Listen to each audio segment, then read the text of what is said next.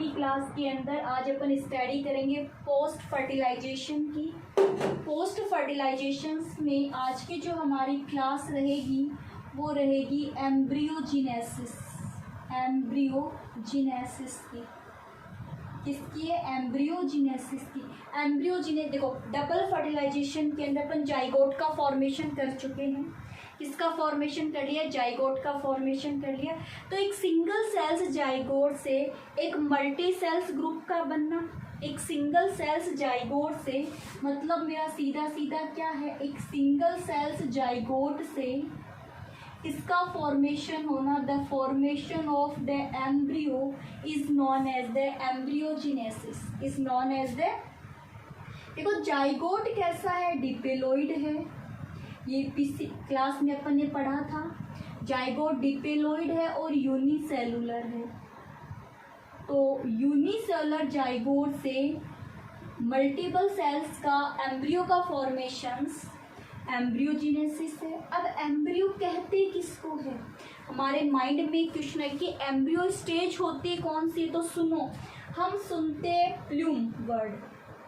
जो प्लूम है वो रिलेटेड टू सूट का फॉर्मेशन करता है।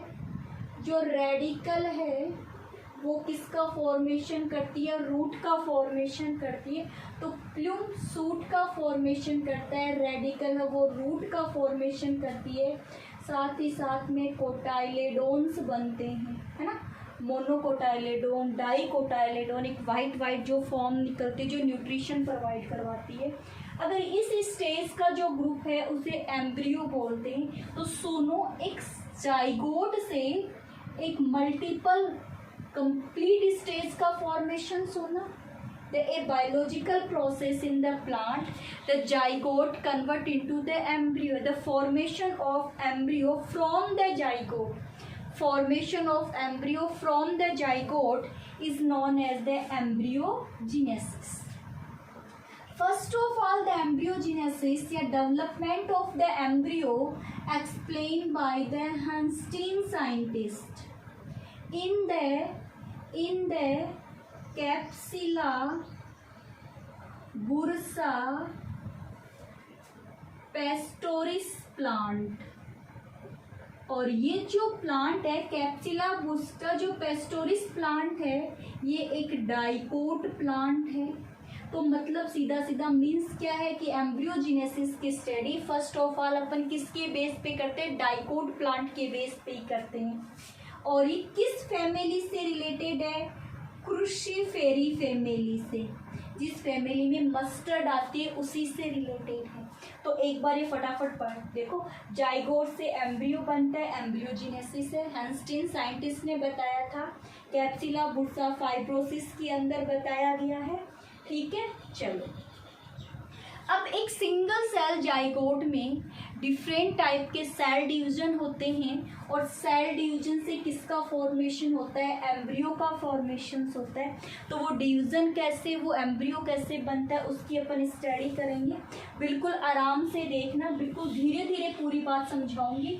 बट आप लोग भी ये नहीं कि ये इसके चक्कर में मत बैठे रहना कि मैं वापस से रिपीट करेंगे, नहीं, एक बार में पूरा समझ लो, पूरी बात बताऊंगी। फर्स्ट ऑफ ऑल जाइगोट है, यूनिसेलुलर डिपेलोइड फॉर्म है। इस जाइगोट में in the zygote first of all the transverse division, transverse कौन सा डिवीजन होगा? ट्रांसवर्स डिवीजन होगा। ट्रांसवर्स डिवीजन से टू सेल स्टेज, अगर इस प्रकार से डिवीजन हो तो उसको ट्रांसफर डिवीजन बोलते हैं। हॉरिजॉन्टल लाइन आ गई तो टू सेल्स का फॉर्मेशन हो गया। The upper cells is known as the apical cells, apical cells towards the chalaza, towards the chalaza. And the lower cell is the basal cells, basal cells. और towards the micropyle, micropylar क्या है? Towards the micropylar. इतनी बात समझ में आ गई क्या? ठीक है, अब सुनो, दो सेल्स बन गई, एपिकल सेल्स और बेसल सेल्स। अब मैं यहाँ पहले किसकी बात करूँगी? बेसल सेल्स की बात करूँगी। पहले किसकी बात करूँगी? कि बेसल सेल्स की बात करूँगी। कि ये जो बेसल सेल्स है ये जो बेसल सेल्स है, इस बेसल सेल्स में the further transverse division, basal cells में कौन सा डिवीजन होगा, the many transverse division, the many transverse division to form the 7 to 10 cell, 7 से 10 सेल्स का एक समूह है बनेगा। ये 7 से 10 सेल का जो समूह है बना है, 7 से 10 सेल का जो समूह है बना है, या a group of 7 to 10 cells, a group of 7 to 10 cell is known as the suspensor, is known as the suspensor। Suspensor क्या, 7 to 10 सेल का एक ग्रुप है।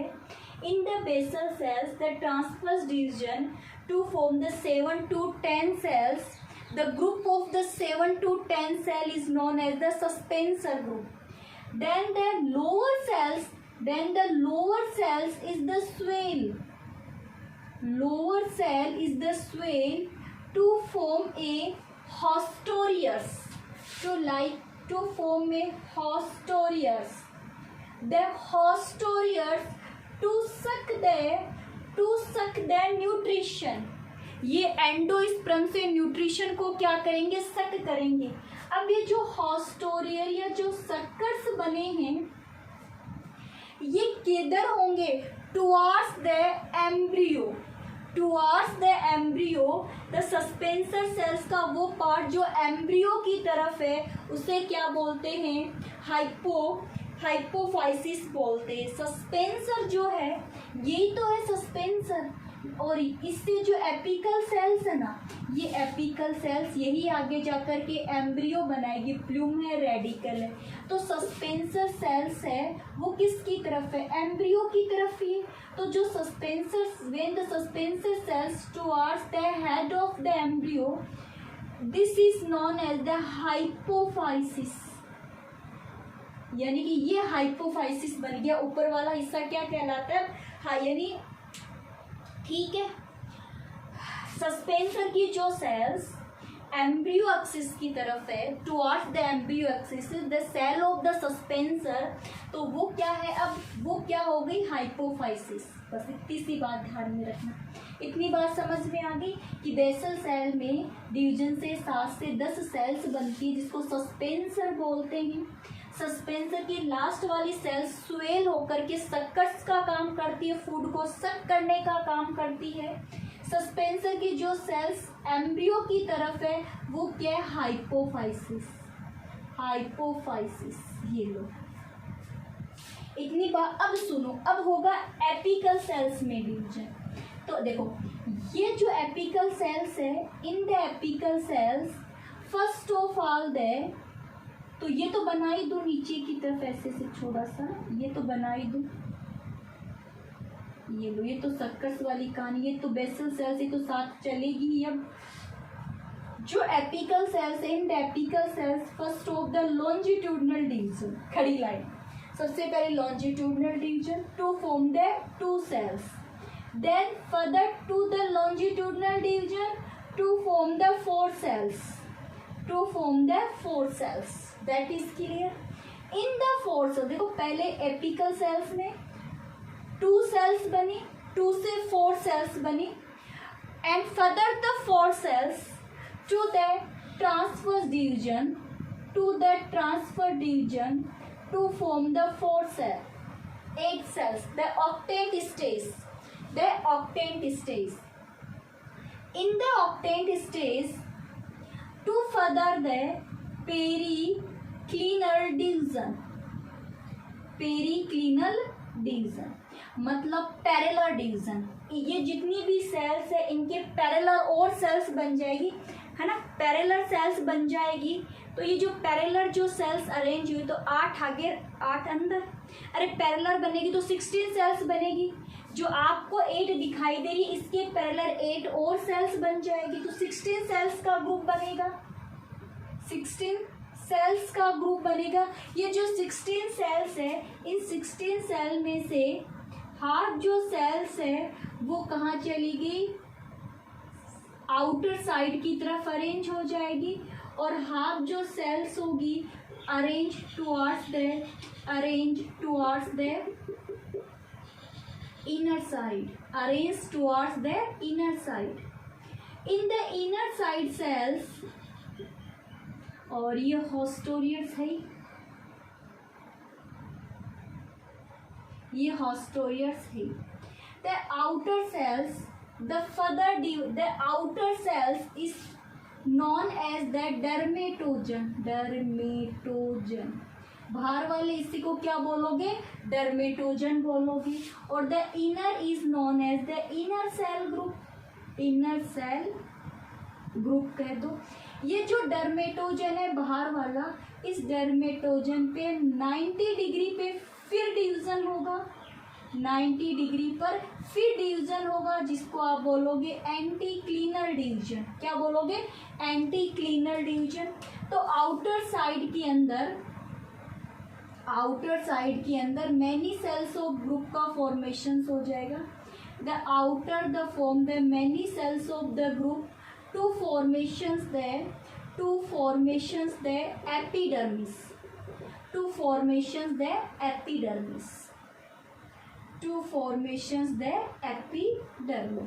ये क्या बना लेगा, एपिडर्मिस बना लेगा. ठीक है, एपिडर्मिस का फॉर्मेशन कर दिया. तो इनर सेल्स द फर्दर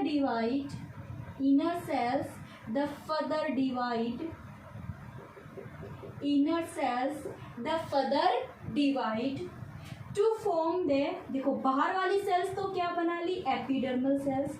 जो ये इनर सेल्स है ये आगे जाकर के किसका फॉर्मेशन करेगी, हाइपोकोटाइल्स, जो कोटाइलेडोन का फॉर्मेशन करेंगे. प्रोकैम्बियल यानी जाइलम और फ्लोएम से रिलेटेड हो गया. और एक हो गया ग्राउंड मेरिस्टेमेटिक टिश्यू. ये ग्राउंड मेरिस्टेमेटिक जो टिश्यू है ये आगे जाकर के पेरेन्काइमा, कोलेन्काइमा, स्क्लेरेन्काइमा उनका फॉर्मेशन कर लेगा. इतनी बात समझ में आ गई क्या, आराम से समझिए. पहले 2 सेल्स बनी, जो बेसल सेल्स है उसमें 7 to 10 सेल को सस्पेंसर बोलते हैं.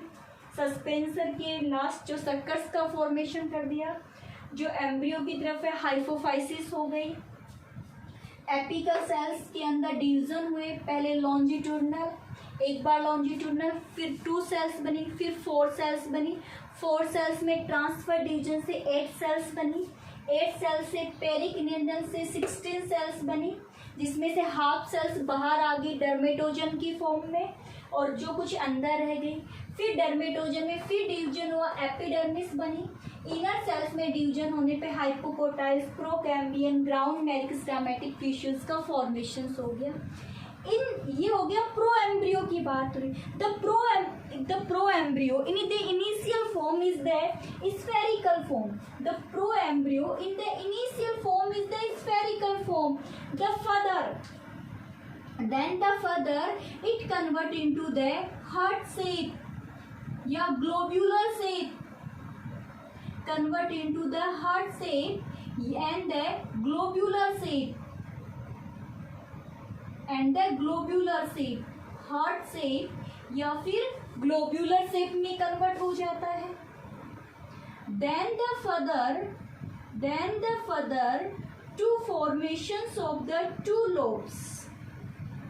जब ये हार्ट शेप बन गया या फिर ग्लोब्यूलर शेप बन जाता है, उसके बाद में 2 formation of the 2 lobes, 2 lobes का फॉर्मेशन होता है. Formation of the 2 lobes.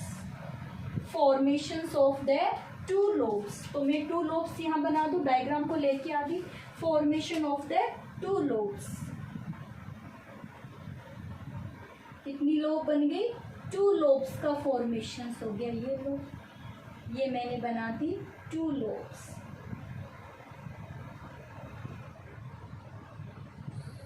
ये 2 लोब्स, ठीक है, ये सर्कस बन गया. अब ये जो 2 लोब्स बनी है ना, कोटाइलेडोन्स के रूप की फॉर्म बनी. किसकी फॉर्म बनेगी, अपने आप में कोटाइलेडोन्स बनाएगी. हाइपोकोटाइलेडोन्स की फॉर्म है कोटाइल्स. अब ये जो between the bureau of the two lobes to develop the plume. The further the plume to form the shoot. ठीक है, ये जो टू लोब्स बनी, इस टू लोब्स के बिटवीन किसका फॉर्मेशन होता है? प्लूम का फॉर्मेशन होता है। जो प्लूम है वो आगे जाकर के किसका फॉर्मेशन करता है? सूट का फॉर्मेशन करता है। डाइकोट प्लांट के अंदर जो प्लूम है वो सुनो एक मिनट, यहाँ सुनो, ये ऊपर वाला हटा दूँ ना, सबकी बात समझ में आ गई होगी। ऊपर वाला हटा दूँ, नहीं समझ में आए तो बैक कर लेना वीडियो को, ठीक है, बैक कर लेना वीडियो को। सुनो, इसके बाद में मैं एक डाइकोट प्लांट के एक फॉर्म बना देती हूँ, एक बार जल्दी से देख लो। ये डाइकोट है, ये 2 कोटाइलेडोन्स है, ये लो। अब सुनो, जो डाइकोट्स होते हैं उसमें एम्ब्रियोनल एक्सिस के अपर वाला जो पोर्शंस है वो क्या है? प्लूम है। और जो लोअर पोर्शंस होगा वो होगा रेडिकल। और लेटरल साइड में क्या लगे होते हैं? कोटाइलेडोन्स। लेटरल साइड में क्या लगे होते हैं? कोटाइलेडोन्स लगे होते हैं। तो यहाँ आ जाओ, यहाँ पर 2 कोटाइलेडोन्स है, इनके अपर साइड में क्या है? प्लूम का फॉर्मेशन हो जाता है, ठीक है। डाइकोट के अंदर जो प्लूम है वो एम्ब्रियोनल एक्सिस के ऊपर की तरफ है, और जबकि कोटाइलेडोन्स जो होते हैं वो लेटरल साइड में होते हैं। लेकिन मोनोकोट प्लांट के अंदर एक ही कोटाइलेडोन होता है, इसीलिए एक ही कोटाइलेडोन है। So the plume is the lateral side. और डाइकोट में कहाँ होता है? ऊपर की तरफ होता है। इतनी बात समझ में आ गई। अब ये जो कोटाइलेडोन्स है, इनके जो एम्ब्रियोनल कोटाइलेडोन्स में एम्ब्रियोनल एक्सिस से ऊपर वाला हिस्सा, the above part of the embryonal axis in the cotyledons is also known as the epicotyl,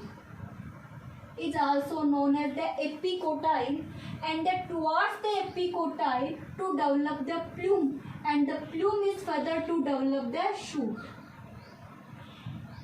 And below the part of the cotyledons below the embryonal axis is known as the hypocotyle. The hypocotyle is the further to develop the root. क्या बनाता है? Root. और cotyledons to provide the nutrition of the developing embryo. इतनी बात clear होगी क्या सभी बच्चों के? पहले हार्ट शेप था, फिर उसके बाद में 2 लोब बन गई, लोब के बीच में क्या बन रहा है? प्लूम बन रहा है ऊपर की तरफ, और नीचे की तरफ क्या बन जाएगा? रेडिकल का फॉर्मेशन हो जाएगा। रेडिकल है वो आगे जाकर के रूट बनाती है, और प्लूम है वो आगे जाकर के सूट का फॉर्मेशन करता है। कोटाइलेडोन्स जो होंगे डाइकोट में, 2 डायग्राम दिख रहा है ना, डाइकोट के अंदर 2 कोटाइलेडोन्स होते हैं। कितने कोटाइलेडोन्स होते हैं? 2 कोटाइलेडोन्स होते हैं। कितने हैं? 2 कोटाइलेडोन्स होते हैं। कोटाइलेडोन्स में जो ऊपर वाला एम्ब्रियोनल एक्सिस से अपर वाला जो पार्ट है एपिकोटाइल से, जो प्लूम है लोअर पोर्शन हाइपोकोटाइल है जो रूट का फॉर्मेशन करता है, और जो कोटाइलेडोन्स होते हैं वो न्यूट्रिशन प्रोवाइड करवाते हैं। अब सुनो, कुछ मोनोकोट प्लांट्स के बारे में बताओ। जो मोनोकोट प्लांट का डायग्राम बना के दिखाते हो, सीड का डायग्राम बना दो, सुनो मेरी बात सुनो। अब नॉर्मल एक ऐसे ही मैं डायग्राम बनाती, सुनो ऐसे, है ना। चलो एक नॉर्मल डायग्राम से ही समझा देती हूँ। पहले पूरी बात एक बार रिपीट कर लो डाइकोट की, फिर मोनोकोट में फटाफट बता दूँ तुम लोगों को, जल्दी से, दिक्कत नहीं हो। मोनोकोट के अंदर क्या होगा कि एक ही कोटाइलेडोन्स होता है, तो सुनो एक बार मैं ऐसे ही डायग्राम बना दूँगी।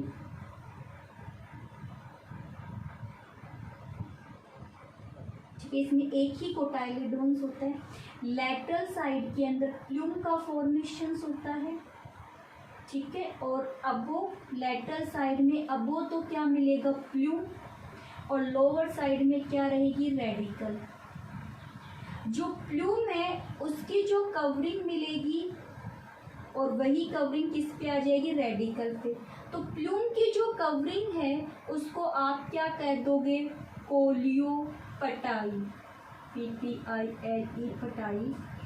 और जो रेडिकल की है उसे कह दो कोलियोराइजा, क्या कह दो, कोलियोराइजा। और इसके अंदर जो एक ही क्या प्रेजेंट होता है, कोटाइलेडोन्स प्रेजेंट होता है। और जो कोटाइलेडोन्स होगा उस कोटाइलेडोन्स को अपन किस नाम से जानते हैं, स्क्यूटेल्लम। मोनोकोट के अंदर कोटाइलेडोन को क्या बोलते हैं, स्क्यूटेल्लम बोलते हैं। इतनी सी बात ही ध्यान में रखनी है। ये जो कोलियोपटाइल की जो कवरिंग है वो क्या है, प्लूम। प्लूम की जो कवरिंग है वो क्या है, कोलियोपटाइल्स। जो प्लूम है वो आगे जाकर के क्या बनाता है, सूट बनाता है या लिफ प्रीमोर्डियम बनाता है, लिफ प्रीमोर्डियम बनाता है। लिफ प्रीमोर्डियम या तो लिफ का फॉर्मेशंस करेगी या फिर जो लिफ प्रीमोर्डियम है मॉडिफाइड हो गए फ्लावर का फॉर्मेशन कर लेती है। कोलियोराइजा वाली रूट वाली बात है, यानी कि रेडिकल की कवरिंग को बोलते हैं। जो रेडिकल है वो आगे जाकर के रूट सिस्टम का फॉर्मेशन करती है। बस इतनी सी बात है एम्ब्रियोजेनेसिस की। आई होप सभी बच्चों के बात क्लियर हो गई होगी। आई होप, मैंने कहा था बार बार क्योंकि 20-25 मिनट ये लग गए, फिर वापस से रिपीट करूँगी तो उतना ही टाइम फिर लग जाएगा। ये मोनोकोट का है और ये डाइकोट का है। सुनो, सबसे पहले 2 सेल्स बनी, एपिकल सेल्स और बेसल सेल्स। जो बेसल सेल्स है उसमें 7 to 10 सेल्स बनी जिनको सस्पेंसर सेल्स बोला। जिसकी जो लोअर सेल है वो स्वेल होकर के फूड को सक करने का काम करती है।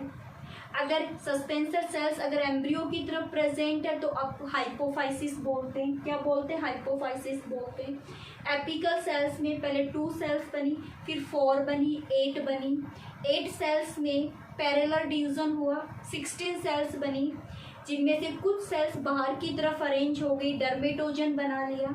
डर्मेटोजन की सेल्स में फिर डिवीजन हुआ, डिवीजन होने से एपिडर्मिस का फॉर्मेशन हो गया। इनर सेल्स के अंदर प्रोकैम्बियन, ग्राउंड मेरिस्टेमेटिक, हाइपोकोटाइलेडोन्स का फॉर्मेशन हो गया। फिर उसके अंदर में 2 लोब्स बनी। 2 लोब के बीच में 2 लोब्स के बीच में क्या होता है, प्लूम होता है। और जो कोटाइलेडोन्स होते हैं उसके लेटरल साइड में होते हैं। प्लूम अपेक्स पे प्रेजेंट होते हैं जो सूट का फॉर्मेशन करता है। और लोअर जो पोर्शन है वह रेडिकल प्रेजेंट होती है। क्या प्रेजेंट होती है, रेडिकल का फॉर्मेशन होता है। ठीक है।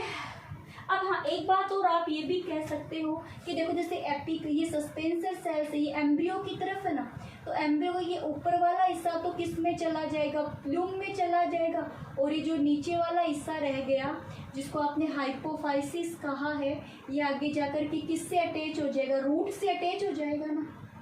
अरे यही तो एम्ब्रियो बनाएगा, तो एम्ब्रियो का ये वाला जो पार्ट है तो प्लूम के लिए हो गया। और ये हाइपोफाइसिस वाले सेल्स किससे रिलेटेड हो गई, यहाँ नीचे क्या बनेगी, रेडिकल, तो ये रेडिकल से रिलेटेड हो गई। यही बात आपको बतानी थी। तो सभी बच्चे इस वीडियो को एक बार वापस से देख लें, टॉपिक आपकी बहुत अच्छे से समझ में आ जाएगा। हमारी आज की क्लास किससे रिलेटेड थी, एम्ब्रियोजेनेसिस से रिलेटेड थी। एक वीडियो को 2 बार देख के टॉपिक आराम से क्लियर हो जाएगा। तो ओके बच्चों, आज की क्लास हमारी यहीं पे ख़त्म होती है।